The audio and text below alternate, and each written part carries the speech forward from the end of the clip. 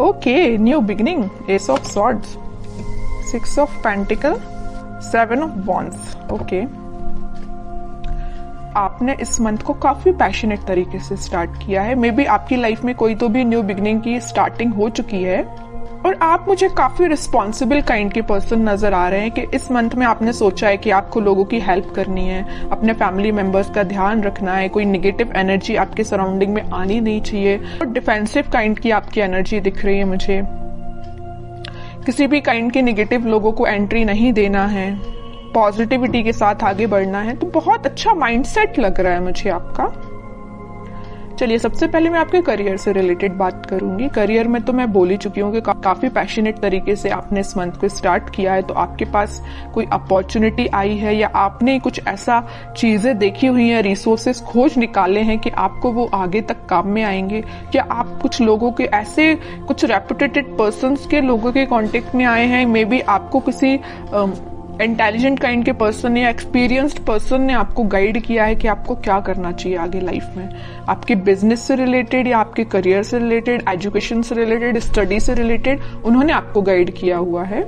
7 of wands के साथ आप डिफेंसिव भी बन गए हैं। मतलब आपके रास्ते में अगर कोई नेगेटिव एनर्जी आती भी है, नेगेटिव लोग आते भी हैं, तो आप उनको साइडलाइन करेंगे, क्योंकि आपको पता है कि आपकी लाइफ में प्रायोरिटी किस चीज की है, क्या चीज इंपॉर्टेंट रखता है ना। तो आप उसी के साथ आगे बढ़ोगे। ये वॉन अगर आप लिए हो तो आपको पता है कि ये इंपॉर्टेंट है, बाकी सारी चीजें तो आपको डाइवर्ट करने आई हैं। जितने भी वॉन से ये आपको डाइवर्ट ही करेंगे, तो इसलिए आपने सोचा है कि आपके हाथ में जो वॉन है उसका फोकस सिर्फ उस पर ही रहेगा, बाकी सारी चीजें जो डिस्टर्बिंग एलिमेंट है उसको साइडलाइन करना है। अच्छी एनर्जी है।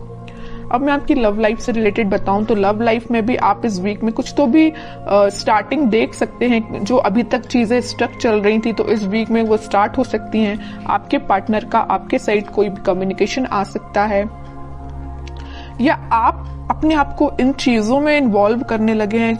मतलब लोगों की हेल्प करना, लोगों के बारे में सोचना। अगर आपके साथ किसी ने गलत भी किया है ना, तो आप उसको इजीली माफ कर दोगे। आपने अपनी मेंटालिटी ऐसी बना ली है क्योंकि आप अपनी लाइफ में आगे बढ़ना चाहते हो, स्टक नहीं होना चाहते हो, न्यू बिगिनिंग चाहते हो। अब मैं आपके पार्टनर की एनर्जी निकालना चाहूंगी तो पता चलेगा कि वो किस एनर्जी में चल रहे हैं इस वीक में। उनकी एनर्जी क्या है? उनकी एनर्जी है हर्मिट की, व्हील ऑफ फॉर्च्यून की, बॉटम में आया है 6 ऑफ कप्स की। ओके, आपके पार्टनर की एनर्जी भी मुझे बहुत पॉजिटिव लग रही है। वो फिलहाल में स्पिरिचुअलिटी से कनेक्ट हुए हैं, या उन्होंने फिलहाल में मेडिटेट करना स्टार्ट किया है, अपनी चीजों पे थिंक करना शुरू किया। अभी तक वो बगैर सोचे समझे अगर कोई एक्शन ले लेते थे, आपके साइड कोई नेगेटिविटी लेके आते थे, तो उनको समझ में आया है। वो बहुत रिग्रेट है उनको, अगर आपके साथ उन्होंने कुछ नेगेटिव चीजें की है, बुरा किया है, तो उसको उनको रिग्रेट है और वो आपके साथ वापस से स्टार्ट करना चाहते हैं पॉजिटिव साइकिल का। ये 2 कार्ड ये जो आए हैं, wheel of Fortune with 6 of cups, ये यही बता रहे हैं कि एक पॉजिटिव शिफ्ट वो अपनी लाइफ में लाना चाहते हैं, आपके साथ वो न्यू बिगिनिंग करना चाहते हैं। न्यू बिगिनिंग के नीचे आया है व्हील ऑफ फॉर्च्यून, तो वो इस साइकिल को एंड करके, नेगेटिव साइकिल को एंड करके पॉजिटिव साइकिल, न्यू बिगिनिंग को आपके साथ स्टार्ट करना चाहते हैं। बिकॉज उनको बहुत अच्छे से पता है कि यू आर देयर सोलमेट, है ना।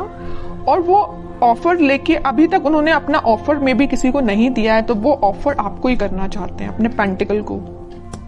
ये जो हाथ में लेके बैठे हैं ना ऑफर, किंग ऑफ पेंटिकल, आपको ही ऑफर करना चाहते हैं। लेकिन ये सारी चीजें उनके बैक ऑफ द माइंड चल रही हैं, हर्मिट के पोजीशन में है अभी, वो एक्शन नहीं ले रहे हैं। मतलब थिंकिंग मोड में ये सारी चीजें चल रही हैं, प्लानिंग कर रहे हैं, स्ट्रेटेजीज बना रहे हैं, लेकिन वो एक्शन में लेके नहीं आए फिलहाल। सोच रहे हैं ये सारी चीजें वो आपके बारे में, ऐसा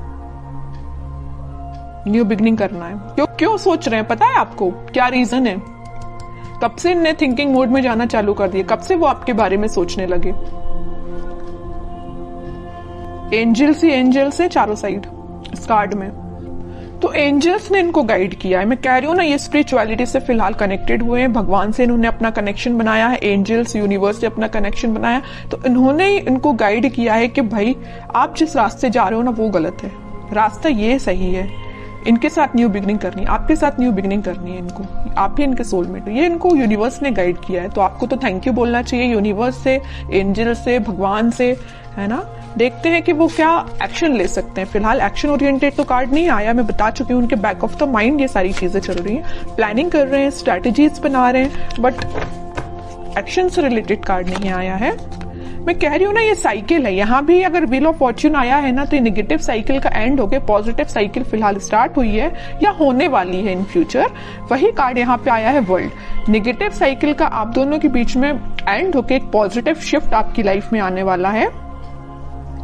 इस वीक में उसकी स्टार्टिंग हो सकती है, मैं ये बोल रही हूँ। यहाँ भी एंजल्स प्रेजेंट हैं, यहाँ भी ये यूनिवर्स का ही कार्ड है। तो ये मैं बता रही हूँ ना कि अगर किसी का इंटरफेरेंस हुआ है ना आप दोनों के बीच में, तो यूनिवर्स का इंटरफेरेंस हुआ है, वही आप दोनों को सही वे में गाइड कर रहे हैं। तभी आपका मीन्स आगे चल के रियूनियन हो सकता है, रिकंसिलेशन हो सकता है, मे बी आपका कॉन्टेक्ट हो सकता है, बट उसके लिए आपको पेशेंस रखना पड़ेगा, है ना।